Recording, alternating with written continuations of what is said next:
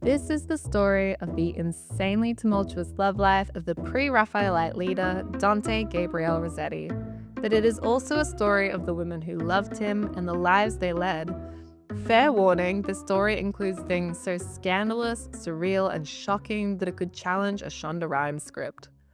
20-year-old Dante Gabriel Rossetti met 19-year-old Elizabeth Siddal in 1849 when the two of them modeled for the artist Walter Deverell in his piece Twelfth Night. Rosetti was the jester and Siddal was Viola. This was Siddal's first modelling job since Deverell had discovered her while she was working at a hat shop.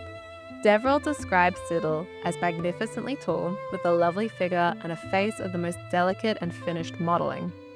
By 1852, Rosetti and Siddal were engaged. Siddal became Rosetti's main model, and he prevented her from modelling for other artists from this point onward.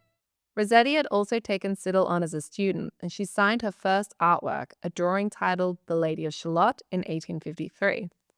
They became entirely infatuated with one another, rarely socializing with other people and inventing the sickly nicknames Guggums or Gug for him and Dove for her. He did an insane number of sketches of Siddal during this time, wrote poetry about her, and painted her. It's been estimated that Rosetti did up to 2,000 sketches of Siddal. While Rosetti came from a wealthier academic Italian family, Siddal came from a working-class family, her father owning a cutlery-making business, and Rosetti was fearful that his family would not approve of their marriage, which may have contributed to him constantly delaying it. Things got worse for the lovers over time. Rosetti had a penchant for philandering, which hurt Siddal and caused her to become suspicious and insecure. Siddal also struggled with bouts of illness and melancholy. Siddal's artistic patron, John Ruskin, urged Rosetti to marry Siddal in 1855, but Rosetti continued to avoid it. The first well-known instance of Rosetti's starting an affair was with the model Annie Miller. Now, Annie Miller was a bit of a wild card. She'd grown up in a very poor background and lost her mother at a young age. When 25-year-old artist William Holman Hunt met 18-year-old Annie Miller, she was working as a barmaid. Holman Hunt fell into something of a Pygmalion complex with Annie. He spent a lot of time and money getting her educated and trying to mold her into what he viewed as a proper wife. Hunt proposed to Annie before departing on a religious pilgrimage in 1854, with instructions on which artists he trusted enough to allow her to model for. Rosetti was on the no-no list. No! Annie was very strong-willed though, and modeled for Rosetti all the same. She was described as siren-like, was meant to have attracted many admirers. Rosetti and Annie were meant to have flirted outrageously with each other and were even seen together at the Chelsea Pleasure Gardens in London. Rosetti and Miller's relationship upset Siddal so much that she was reported to have once thrown all of his drawings of Miller out a window. By 1859, Holman Hunt had enough of Miller's relationships with men like Rosetti, Boyce, and the Viscount Ranelagh, and ended the engagement. However, Miller continued modeling for Boyce and Rosetti. Miller ended up okay though, eventually marrying the cousin of Viscount Ranelagh, having some children, and remaining happily married until the end of her days. The next woman to enter the scene during Rosetti's relationship with Siddal was Fanny Cornforth in 1856. Legend has it that Rosetti met Cornforth at a dinner celebrating Florence Nightingale's return to England. Apparently, he approached her by unpinning her hair so that it fell down her back, proclaiming her to be beautiful and insisting that she should model for him. The next day, she was in the studio. Cornforth came from a lower-middle-class rural farming family. She could not read or write, and Rosetti's friends often mocked her for how roughly she spoke. But they had an unusual and long-lasting relationship that I will discuss more later on. In 1857, Siddal moved to Sheffield to attend art school. While there, she was proposed to by her cousin, as they did back then, but she said she was already engaged, so it's safe to say she and Rosetti were in a long-distance relationship or its complicated zone. However, by 1858, the pair seems to be done, and we don't know much about Siddal until she pops up again in 1860. So, in 1860, Siddal's dad calls Ruskin, who calls Rosetti, to say that Siddal is gravely ill. Rosetti has a change of heart and rushes to her bedside with a marriage license. The two are married, but Siddal's fortunes don't improve. She's constantly ill with a disease that is sometimes speculated to be tuberculosis or consumption, and the laudanum she takes to relieve the pain becomes addictive. Siddal died of an overdose in 1862. Rossetti was heartbroken and buried her with a book of his handwritten poems. This becomes relevant in ways you would not expect later on. He also painted the artwork Beta Beatrix, in which Siddal is depicted in a trance with the symbolic image of a dove, his pet name for her, holding a poppy flower, the flower from which laudanum is derived, in its beak. After Siddal's death, Rossetti became more eccentric. He leased a two-door house which he filled with exotic birds and animals, his favourite of which was a wombat called Top, named rather meanly after his similarly stout friend William Morris, also nicknamed Topsy. He would often put the wombat in the middle of the dining table at dinner parties. How he managed to get a wombat to sit in a dining room table, one can only presume. He also brought a llama that he would apparently ride around the dining room table, and a toucan that he dressed in a cowboy outfit. You cannot make this stuff up. This was also when Rosetti became more involved with Cornforth. After Siddal passed away, Cornforth moved in with Rosetti and was often tactfully referred to as his housekeeper. However, as Rosetti's health began to deteriorate, his family intervened, and Fanny was forced to leave his house in 1877.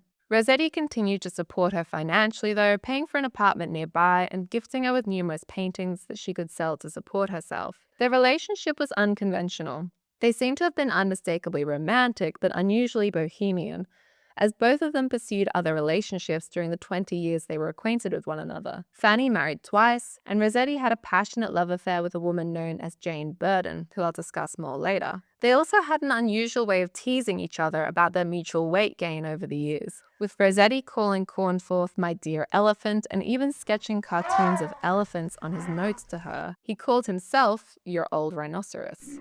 I'm not sure how I feel about this though. I'm quite skeptical that any woman would like to be described as an elephant, even in humor. However, there was an unmistakable affection between them, as even after Fanny's second marriage, she was known to visit Rosetti to care for him during his struggles with mental health, and she and her second husband even opened a Rosetti gallery to sell the artworks he had gifted Fanny with.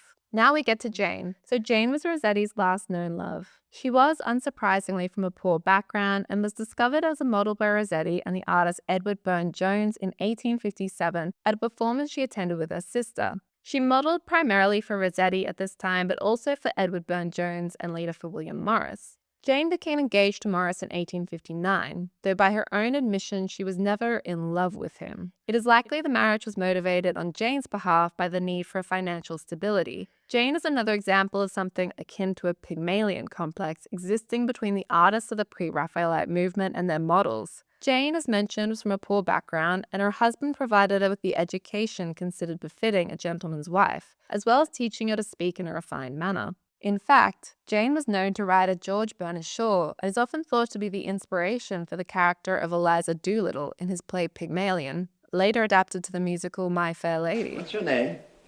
Eliza Doolittle. Jane and William Morris had two children, known by their nicknames as Jenny and May.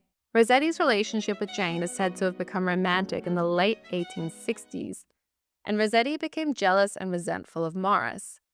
Furthermore, Morris's poem, The Earthly Paradise, was enjoying great literary success. Rosetti's envy towards Morris became overwhelming and can probably explain the cruel naming of his wombat. In 1869, Rosetti's jealousy of his friend's literary success drove him to the ghastly decision to dig up his dead wife's body. A book of poems Rosetti had written was buried with Lizzie, and he hoped that publishing them would bring him the same sort of fame that Morris's poem had brought him.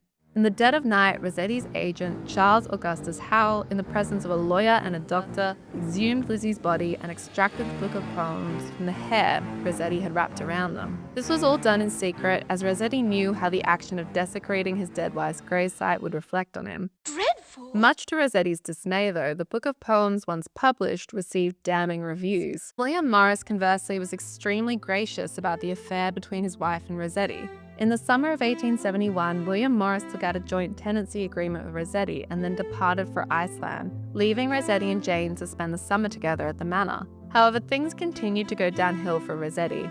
He was devastated by the failure of his poetry and drowning in guilt and grief over Siddal. He developed insomnia and in turn became addicted to the sedative chloral and whiskey. This would eventually put an end to his relationship with Jane and her husband William Morris, and Rosetti spent much of his final years as a recluse. While Rosetti was by all means a real character, what I'd say is more interesting is how each of these women seemed to fill a certain Victorian female archetype that was translated into various characters in the art. Siddal can be seen as the tragic muse, always depicted in the role of a victim, so fragile she's almost otherworldly. But in art, her fragility is inextricably linked with, or even the source of, her beauty. This aligns with the illness that Siddal suffered from during her life. An interesting story is when Siddal posed for the painting Ophelia by John Everett Millais. Siddal posed for this painting in a bathtub of water warmed only by candles for several hours.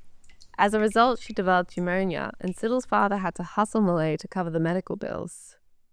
In contrast, Cornforth plays the sensual, desirous characters, women living outside the bounds of Victorian society's idea of a moral woman. Think of Bocca Bacciata, the kiss mouth, Lady Lilith, or Aurelia, Fazio's mistress. Again, this concept of her played out in real life, as Cornforth was romantically involved with Rosetti, but the relationship seemed to be more bohemian than the others, and she was not offered the same opportunity to be educated as Lizzie, Annie, or Jane. Rosetti also depicted Annie Miller in a sensual light. Women who lived outside these Victorian moral bounds were often referred to as fallen women, and despite the pre-Raphaelites' pursuit of non-marital relationships, they often depicted dramatic representations of these fallen women, using the same models with whom they were having the affair. Jane Morris was on the other end of the female archetype spectrum to Cornforth and Miller. She was painted in roles that were pure, moral, strong, and self-sacrificing, yet desirable. Pre-Raphaelite models were always represented as desirable. She can be compared to the Victorian concept of the angel in the house. The angel in the house was the epitome of the perfect Victorian woman, pure, self-sacrificing, maternal and domestic, an ethereal, almost spiritual presence within the home. Despite their differences, these models were often altered to fit a very specific pre-Raphaelite ideal of beauty. The artist often painted over a model's face with another model's face, changed hair and eye color, elongated necks, and contoured the shape of the lips to fit a cupid's bow. What results is a sort of homogeneous pre-Raphaelite ideal. In a way, Rosetti himself grouped them together as he dubbed the models his stunners, a term that still pops up today. What the story really tells us is the roles women were confined to within that era and how they attempted to navigate it.